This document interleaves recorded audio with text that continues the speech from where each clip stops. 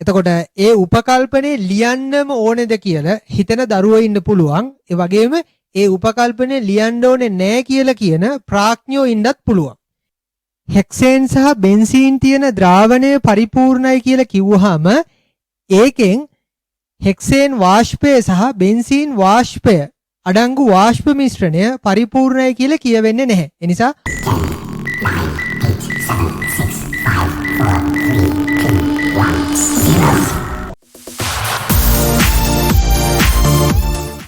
2019 සහ ඊට පසු අවුරුදුවල පැවැත්වෙන අපසු උසස් පෙළ විභාගය සඳහා නිකුත් කරපු මූලාකෘති ප්‍රශ්න පත්‍රයේ 3 වෙනි ප්‍රශ්නේ B කොටසේ පළවෙනි කොටස. රවුල් නියමයේ සඳහා ගණිතමය ප්‍රකාශනය ලියා දක්වන්න. එහි අඩංගු පද හඳුන්වා දෙන්න. රවුල් නියමයේ සඳහා වන ගණිතමය ප්‍රකාශනය අපිට මේ විදිහට ලියන්න පුළුවන්. වාෂ්ප කලාපයේ ඒවල ආංශික පීඩනය සමාන වෙනවා. ඒවල සංතෘප්ත වාෂ්ප පීඩනය ගුණ කිරීම ද්‍රව කලාපය තුල ඒවල මූල භාගය. එතකොට පද හඳුන්වා දෙන්න පුළුවන්. PA කියලා නිරූපණය වෙන්නේ ඒ වාෂ්පයේ වාෂ්ප කලාපය තුල ආංශික පීඩනය.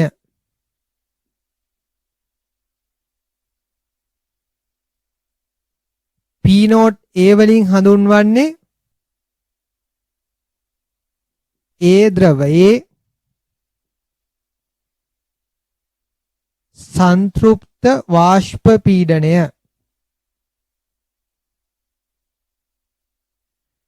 මේ අදහසම හඳුන්වනවා සංශුද්ධ ඒ ද්‍රවයේ වාෂ්ප පීඩනය කියලා.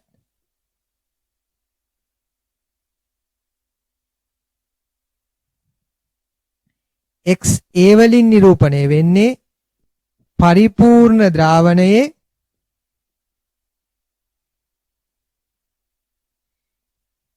ඒ ද්‍රවයේ මූල භාගය.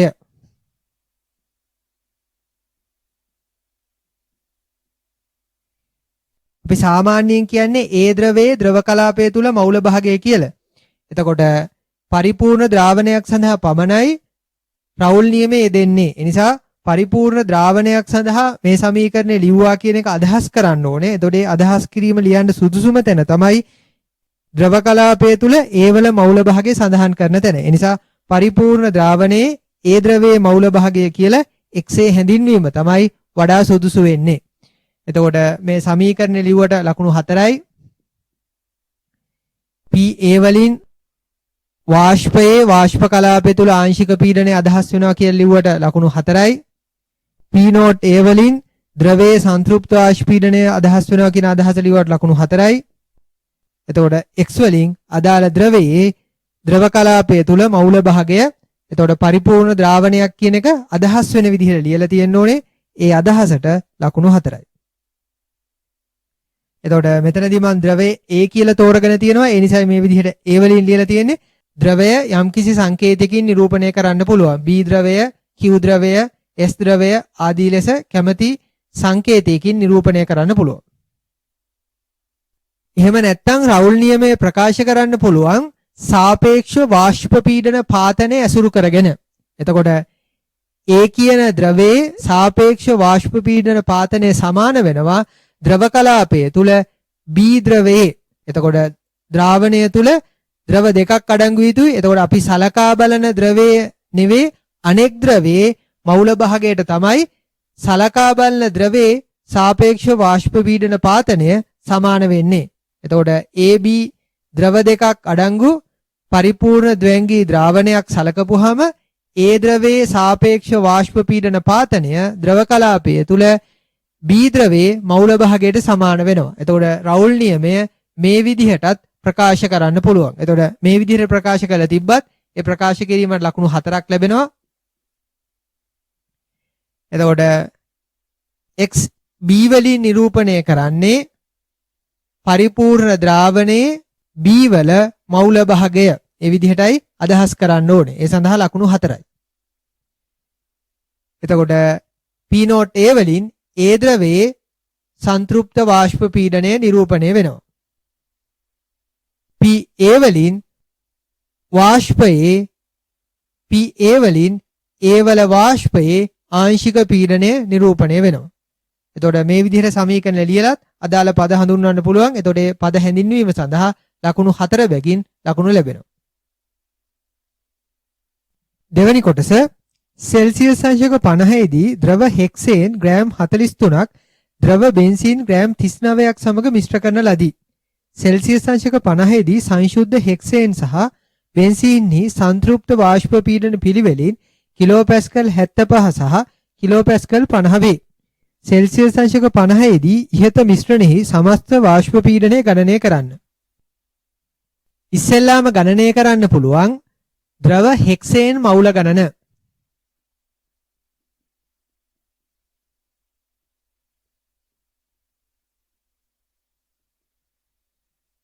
ද්‍රව හෙක්සේන් ග්‍රෑම් 43ක් අරගෙන තියෙනවා.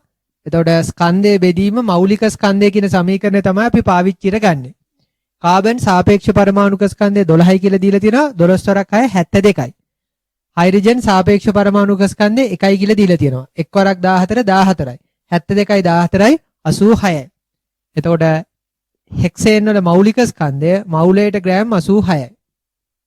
GDG සුළු වෙනවා 43 ඒවා 1යි 86ට 43 ඒවා 2යි. එතකොට මවුල භාගයයි නැත්නම් මවුල 0.5යි කියලා කියන්න පුළුවන්.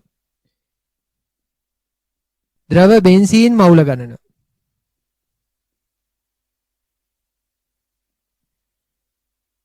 බෙන්සීන් ග්‍රෑම් 39ක් අරගෙන තියෙනවා. ග්‍රෑම් 39 බෙදීම බෙන්සීන් වල මෞලික ස්කන්ධය 12 වරක් 6 72යි 1 වරක් 6 6යි 72යි 6යි 78යි.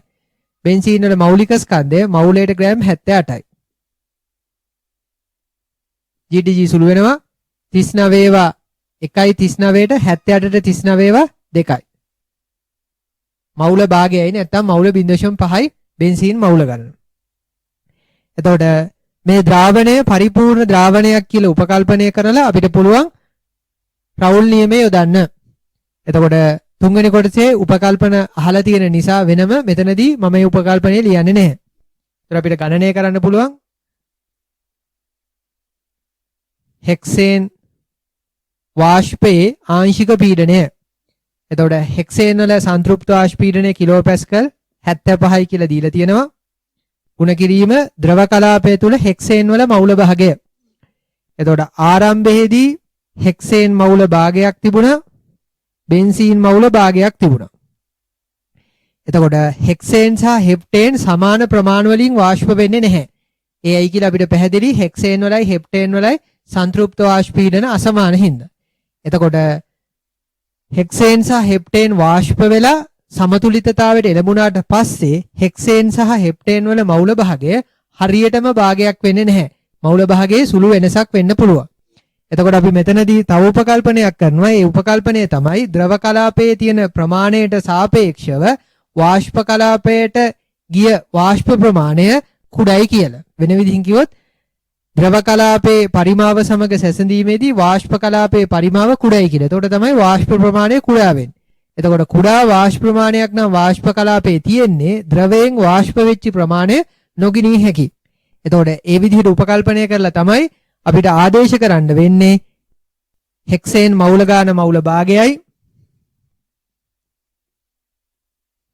මුළු මවුල ගාන මවුල භාගය එකතු කිරීම භාගය මවුල 1යි. එතකොට සමතුලිත වෙලාවේදී හෙක්සේන් මවුල ගාන මවුල භාගයට වඩා ටිකක් අඩු වෙනවා. මුළු මවුල ගානත් මවුල එකට වඩා ටිකක් අඩු වෙනවා. එතකොට මවුල සංඛ්‍යා නියතව පවතින වගේ හිතාගෙනයි මේ විදිහට ආදේශ කිරීම කරන්නේ. එතකොට මවුල සුළු වෙනවා. එතකොට 1 බෙදීම 2 බෙදීම 1. 1 බෙදීම 2යි. 75 බෙදීම 2. 7ට 2 ඒවා 3යි. 3 වරක් 2 6යි. 7න් 6ක් අඩු වුනහම ඉතිරි 1යි. 15යි. 15ට 2 ඒවා 7යි. 7 වරක් 2 14යි. 15න් 14ක් අඩු වුනහම එකක් ඉතිරි. දශම තිත. අකට බිඳුවක් දැම්ම 10යි. 10ට 2 ඒවා 5යි. 5 වරක් 2 10යි. ඉතිරි නැහැ. ඒකකය කිලෝපැස්කල්. එතකොට රවුල් නියමය අපිට යොදන්න පුළුවන් බෙන්සීන් සඳහාත්.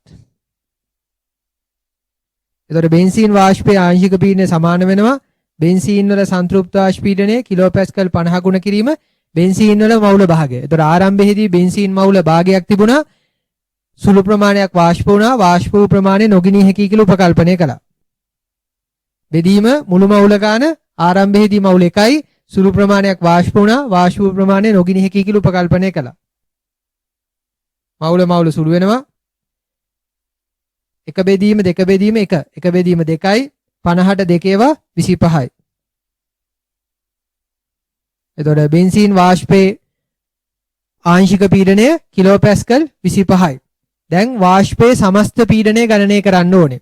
එතකොට වාෂ්පය තුල අඩංගුයි හෙක්සේන් වාෂ්පය, ඒ වගේම බෙන්සීන් වාෂ්පය.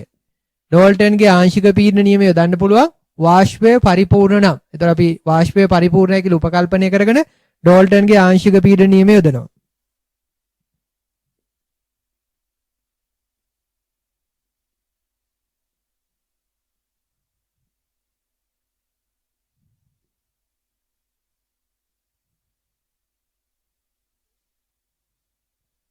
වාෂ්පයේ මුළු පීඩනය සමාන වෙනවා හෙක්සේන් වල ආංශික පීඩනය එකතු කිරීම බෙන්සීන් වල ආංශික පීඩනය. වාෂ්පය පරිපූර්ණයි කියලා උපකල්පනය කරලයි ඩෝල්ටන්ගේ ආංශික පීඩනීම යොදන්නේ. උපකල්පන තුන්වෙනි කොටසේ ලියන නිසා මම මෙතනදී ලිව්වේ නැහැ. එතකොට කිලෝපැස්කල් 37.5 එකතු කිරීම කිලෝපැස්කල් 25යි.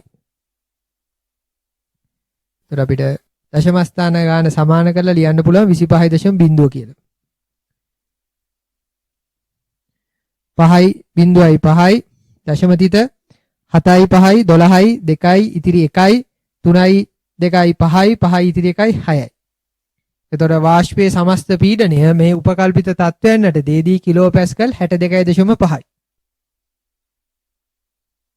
ආරම්භයේ තිබූ හෙක්සේන් මවුල ගාන ගණනය කළාට ලකුණු 3යි. ආරම්භයේ බෙන්සීන් මවුල ගාන ගණනය කළාට ලකුණු 3යි. රවුල් නියමය යොදාගෙන හෙක්සේන් වල ආංශික පීඩනය ගණනය කළාට ලකුණු 3යි. බෙන්සීන් වාෂ්පයේ ආංශික පීඩනය ගණනය කළාට ලකුණු 3යි. ඩෝල්ටන්ගේ ආංශික පීඩනීම යොදා ගනිමින් ආංශික පීඩන වල එකතුව මුළු පීඩනයට සමානයි කියන අදහස ලියුවට ලකුණු 3යි.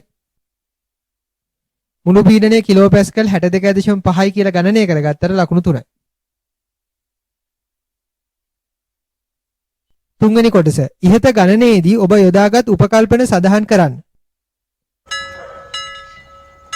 ගෙදර ඉඳන්ම කෙමිස්ට්‍රි තියරි ස්මාර්ට් විදිහට ඉගෙන ගනිමු. සෑම පාඩමකටම මාස්ටර් ක්ලාස් එකක්. amilaguru.com වෙබ්සයිට් එකට එන්න. වැඩි විස්තර සඳහා 0814 503 979 අමතන්න. මේ ගණනය කිරීමේදී අපි උපකල්පන තුනක් සිදු කළා. පළවෙනි උපකල්පනය තමයි හෙක්සේන් සහ බෙන්සීන් මිශ්‍ර වෙලා සාදන ද්‍රාවණය පරිපූර්ණ ද්‍රාවණයක් කියන එක. එතකොට උපකල්පනයේ විදිහට ලියලා තියෙන්න ඕනේ ඒ කාරණය. හෙක්සේන් සහ බෙන්සීන් මිශ්‍ර වී සෑදෙන ද්‍රාවණය පරිපූර්ණ ද්‍රාවණයක් වන බව. ඒ උපකල්පනයේ ලකුණු 2යි. දෙවෙනි උපකල්පනය තමයි ආරම්භයේ තිබූ හෙක්සේන් සහ බෙන්සීන් ප්‍රමාණ සමතුලිත අවස්ථාවට එළඹුණාට පස්සෙත් පවතින බව. වෙන විදිහෙන් කිව්වොත් වාෂ්ප වූ ප්‍රමාණය ආරම්භක ද්‍රව ප්‍රමාණ සමග සැසඳීමේදී නොගිනී හැකි බව. ඒ උපකල්පනේ ලිව්වට ලකුණු 2යි. එතකොට ඒ උපකල්පනේ ලියන්නම ඕනේද කියලා හිතන දරුවෝ ඉන්න පුළුවන්. ඒ වගේම ඒ උපකල්පනේ ලියන්න ඕනේ නැහැ කියලා කියන ප්‍රඥයෝ ඉන්නත් පුළුවන්. විශේෂයෙන්ම ඒ ප්‍රඥයින්ට තමයි මගේ මේ අවවාදය. 2013 රසායන විද්‍යා ප්‍රශ්න පත්‍රයේ දෙවැනි කොටසේ පස්වෙනි ප්‍රශ්නේ ඒ කොටසේ පිළිතුරු විවරණය බලලා ඉන්න.